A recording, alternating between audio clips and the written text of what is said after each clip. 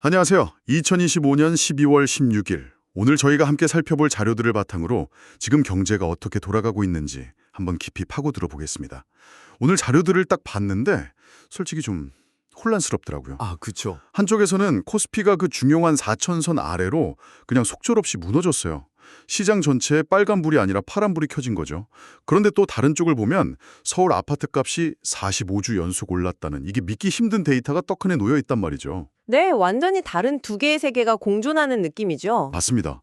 그래서 오늘 저희의 임무는 아주 명확합니다. 이 극단적인 온도 차이가 대체 뭘 의미하는지, 그리고 이 복잡한 신호들 속에서 우리가 붙잡아야 할 핵심은 뭔지, 그걸 찾아내는 겁니다. 자, 그럼 가장 충격적인 숫자부터 시작해 볼까요? 코스피 종가 3,999.13.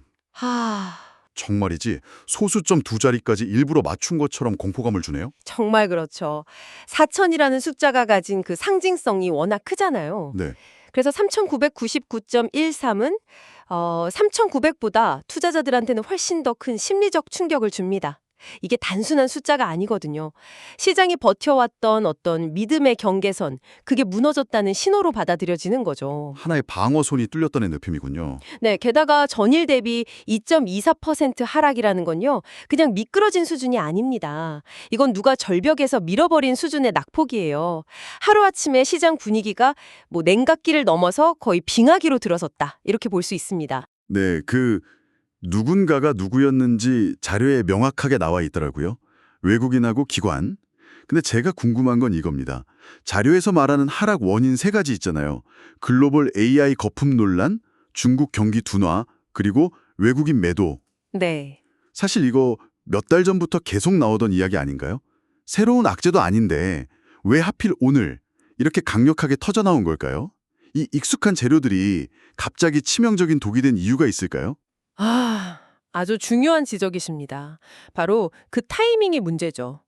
이 세 가지 요인은요, 따로따로 있을 때보다 오늘처럼 한순간에 딱 공명을 하면서 연쇄 반응을 일으킬 때 그 파괴력이 극대화됩니다. 연쇄 반응이요? 네, 첫 번째, AI 거품 논란부터 한번 보죠. 이건 단순히 AI 기업들 수익이 날까? 이런 수준의 의심이 아니에요. 지난 1년 동안 시장 상승을 이끌었던 유일한 희망, 유일한 성장 스토리가 바로 AI였거든요. 그렇죠. AI 빼면 할 말이 없었죠. 맞습니다. 다른 모든 게 불확실해도 AI가 있으니 괜찮아 하는 일종의 안전망 역할을 했던 거죠. 그런데 바로 그 안전망에 구멍이 났다는 인식이 퍼지기 시작한 겁니다. 미국에서 시작된 작은 의심이 그럼 삼성전자나 SK 하이닉스도 결국은 하는 불안감으로 바로 이어진 거고요. 그러니까 시장을 떠받치던 마지막 기둥이 흔들린다는 공포감이 덮쳤다. 이런 거군요. 다른 건 다 부실해도 저 기둥 하나는 튼튼할 줄 알았는데 말이죠. 정확합니다. 그리고 그 공포감이 두 번째 요인, 중국 경기 둔화 우려랑 만나면서 확 증폭이 됐습니다. 중국 수치표가 안 좋다는 건 한국 수출 기업들 실적에 대한 직접적인 위협이잖아요. 네, 바로 타격이 오죠. 알겠습니다. 미래에 대한 기대, 그리고 현실의 실적, 이 두 개가 동시에 흔들리는 상황. 그럼 그 상황에서 외국인하고 기관은 대체 어떤 계산을 한 걸까요? 자료를 보면 개인 투자자들은 오히려 7,800억 원 넘게 순매수하면서 방어에 나섰거든요. 네, 그랬죠. 이게 개인들이 어리석어서 뛰어든 걸까요? 아니면 외국인들이 너무 과민 반응한 걸까요? 그 지문이 바로 오늘 시장을 이해하는 핵심입니다. 외국인과 기관 입장에서 보면요, 이건 불확실성의 연쇄예요. AI의 미래도 중국발 실적도 전부 예측이 불가능한 안개 속으로 들어갔다고 판단한 거죠. 예측이 안 된다. 네. 그들이 제일 싫어하는 게 바로 예측 불가능성입니다. 그럴 때 그들의 행동 원칙은 아주 간단해요. 일단 팔고 보자. 리스크 오프죠. 수익을 지키는 게 먼저니까요. 반면에 개인 투자자들은 다른 관점에서 접근했을 가능성이 높습니다. 다른 관점이요? 4천선이 깨졌다고? 이렇게 좋은 주식들이 싸졌네? 이건 기회다. 이런 역발상 투자 심리가 발동한 거죠. 누가 옳았는지는 시각이 지나야 알겠지만 일단 오늘의 승자는 외국인이었네요. 그렇다면 지금 네이버 증권 앱 켜고 좀 망연자실에 있을 투자자 입장에서 이 상황을 어떻게 좀 실용적으로 분석해야 할까요? 어떤 데이터를 보고 정신을 차려야 합니까? 가장 먼저 봐야 할 것은 감정이 싹 배제된 데이터. 바로 투자자별 매매 동향입니다. 수급이군요. 내도 외국인이 막 수천억 원을 팔아치운다. 그러면 아직 하락이 끝나지 않았다는 아주 강력한 신호입니다. 반대로 장중에 매도세가 줄거나 순매수로 전환되는 순간이 온다면 그게 바로 단기 바닥의 첫 번째 징조가 될 수 있는 거죠. 단순하게 지수가 회복되는 게 아니라 누가 지수를 회복시키는지를 봐야 한다는 말씀이시네요. 바로 그겁니다. 외국인의 귀환이 확인되어야 진짜 반등이다. 맞습니다. 힘없는 기술적 반등은 또 다른 매도 기회가 될 뿐이거든요. 그리고 두 번째는 ETF 흐름입니다. 자료에 나온 알라이즈 200 같은 코스피 200 추종 ETF의 움직임을 보세요. 마이너스 2.29% 하락했죠. 네, 지수랑 거의 똑같이 빠졌네요. 이게 뭘 의미하냐면요. 삼성전자 같은 개별 기업의 문제가 아니라 한국 시장 전체에 대한 신뢰도가 하락했다는 겁니다. 투자자들이 한국이라는 바구니 자체를 그냥 내던지고 있는 거죠. 따라서 내 종목이 지수 ETF보다 덜 빠지는지 이걸 비교해 보는 게 중요합니다. 시장 전체가 무너지는 와중에도 덜 빠진다면 그나마 펀더멘털이 튼튼하다는 방증일 수 있거든요. 알겠습니다. 정리를 좀 해보면 일단 외국인 수급으로 시장의 방향을 보고 내 종목과 지수 ETF의 등락률을 비교하면서 내 포트폴리오의 상대적인 강도를 점검해라. 이런 말씀이시군요. 자, 그럼 이제 정말 머리에 혼란이 오는 파트로 넘어가 보겠습니다. 네. 주식시장은 이렇게 아수라장인데 부동산 시장은 완전히 다른 세상에 있는 것 같아요. 11월 전국 주택 매매 소비심리지수가 115.8, 전월보다 5포인트 떨어지긴 했지만 여전히 100을 훌쩍 넘는 상승 국면입니다. 이게 어떻게 가능한 일이죠? 여기서부터 우리가 두 시장의 작동 원리가 근본적으로 다르다는 점을 인지해야 합니다. 주식시장이 매일매일의 글로벌 뉴스, 투자 심리라는 파도에 막 격렬하게 반응하는 스피드보트라면요. 부동산 시장, 특히 서울 부동산 시장은 거대한 항공모함 같아요. 항공모함이요? 재밌는 비유네요. 네, 한 번 방향을 잡으면 웬만한 파도에는 흔들리지도 않고 그 방향으로 엄청난 관성을 가지고 나아가는 거죠. 그렇군요. 그럼 전국 지수가 상승폭 둔화를 보인다는 건 이 항공모함의 속도가 조금 줄었다. 이 정도로 해석하면 될까요? 정확합니다. 상승폭 둔화라는 말은 하락 전환하고는 완전히 다른 말이거든요. 그렇죠. 시속 30노트로 달리다가 25노트로 감속한 거지 후진을 시작한 게 아니라는 거죠. 전국적으로 거래량이 줄고 일단 시켜보자는 관망세가 퍼지고 있는 건 사실입니다. 금리가 높고 대출도 어려우니까 당연한 현상이고요. 하지만 서울, 특히 핵심 지역은 이야기가 다릅니다. 네, 그게 정말 미스테리예요. 서울 아파트값 45주 연속 상승. 이건 거의 뭐 자연법칙처럼 느껴질 정도인데요. 전국은 속도를 줄이는데 왜 서울이라는 엔진만 계속 과열 상태인 겁니까? 금리 인상이나 대출 규제는 서울 사람들한테만 적용이 안 되는 건가요? 바로 그 지점이 오늘 논의의 핵심, 시장의 분리 현상입니다. 네, 전국 부동산 시장은 경기와 정책이라는 거시경제 변수의 영향을 받습니다. 하지만 서울 핵심지 부동산은요, 그 변수들보다 훨씬 더 강력한 자체 논리가 있어요. 바로 대체 불가능한 희소성이라는 논리죠. 희소성. 네, 대한민국에서 강남, 여의도, 광화문으로 출퇴근하기 좋은 핵심 입지는 물리적으로 한정되어 있잖아요.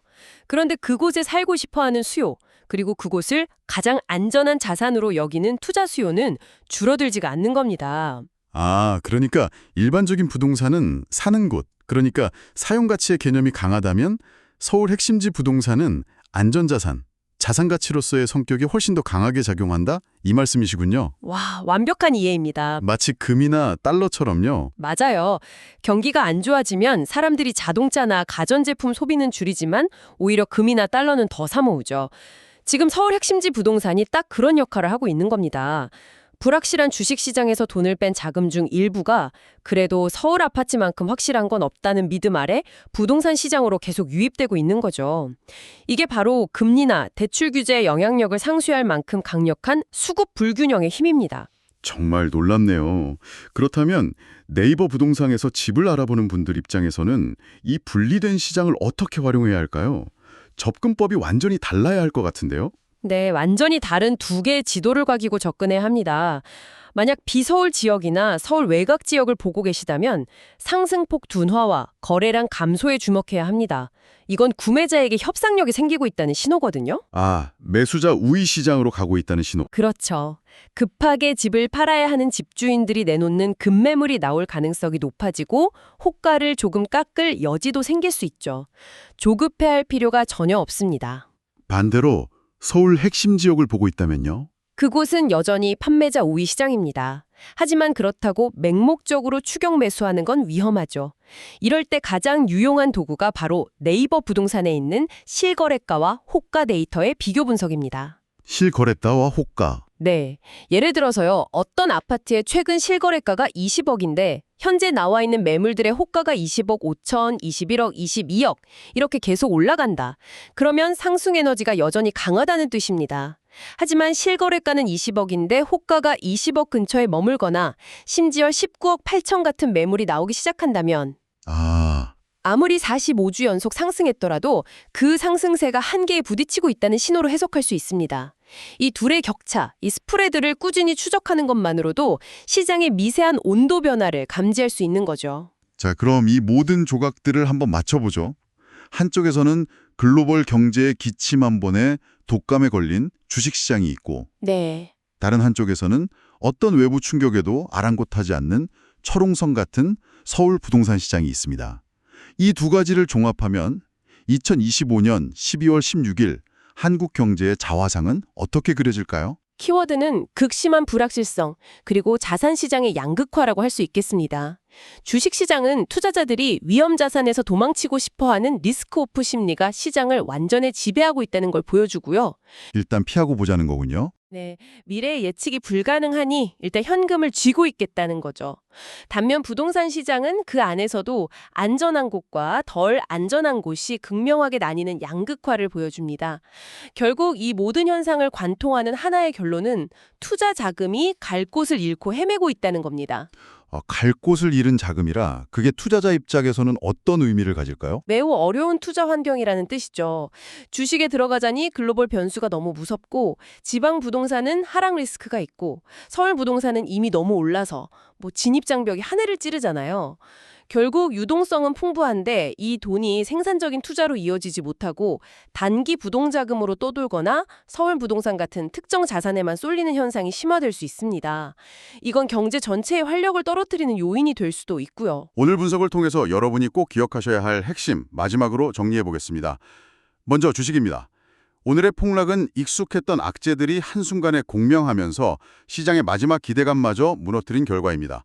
따라서 감정적으로 아싸다 하고 뛰어들기보다는 내부 증권에서 외국인의 매도세가 진정되는지 이걸 반드시 확인하시면서 보수적으로 접근해야 합니다.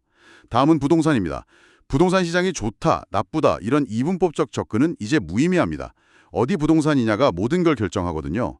전국적인 관망세와 서울의 나홀로 강세라는 이 양극화를 명확히 인식하고 관심 지역의 실거래가와 호가 데이터를 비교하면서 시장의 실제 온도를 계속 체크하셔야 합니다. 오늘 우리가 살펴본 데이터는 단기적인 외부 충격과 심리에 좌우되는 시장, 즉 주식시장과 장기적인 내부 구조와 수급이라는 펀더멘털에 따라 움직이는 시장, 부동산이 얼마나 다를 수 있는지를 극명하게 보여줬습니다. 네. 마치 서로 다른 물리법칙이 적용되는 두 개의 우주가 공존하는 것 같죠. 네, 정말 다른 두 개의 우주 같습니다. 그런데 이 두 우주가 영원히 분리되어 있을 수는 없겠죠? 바로 그 지점이 우리가 앞으로 던져야 할 가장 중요한 질문입니다. 과연 이 두 개의 다른 이야기는 언제, 그리고 어떤 방식으로 서로에게 영향을 미치기 시작할까요? 지금은 별개의 세상처럼 움직이지만 결국 같은 경제 시스템 안에 묶여 있거든요. 예를 들어보죠. 만약 주식시장의 침체가 1년 이상 장기화돼서 사람들의 금융자산이 크게 줄고 소비 심리가 완전히 얼어붙는다면 그 한파가 과연 철옹성 같던 서울 부동산 시장의 뜨거운 열기를 식히는 결정적인 변수가 될 수 있을까요? 반대의 경우도 생각해 볼 수 있겠네요. 그렇죠. 반대로 견고한 부동산 시장이 주는 자산 효과가 사람들의 소비를 지탱하고 경제 전반에 심리적인 안정감을 주어서 얼어붙은 증시에 온기를 불어넣는 역할을 하게 될까요? 오늘 자료만으로는 그 답을 알 수 없지만 이 분리된 두 시장이 서로의 영역을 침범하기 시작하는 그 순간, 바로 그 순간이 다음 시장 사이클의 거대한 변곡점이 될 겁니다. 앞으로의 데이터를 보실 때 바로 그 연결고리를 찾아내는 것이 가장 중요한 관전 포인트가 될 겁니다.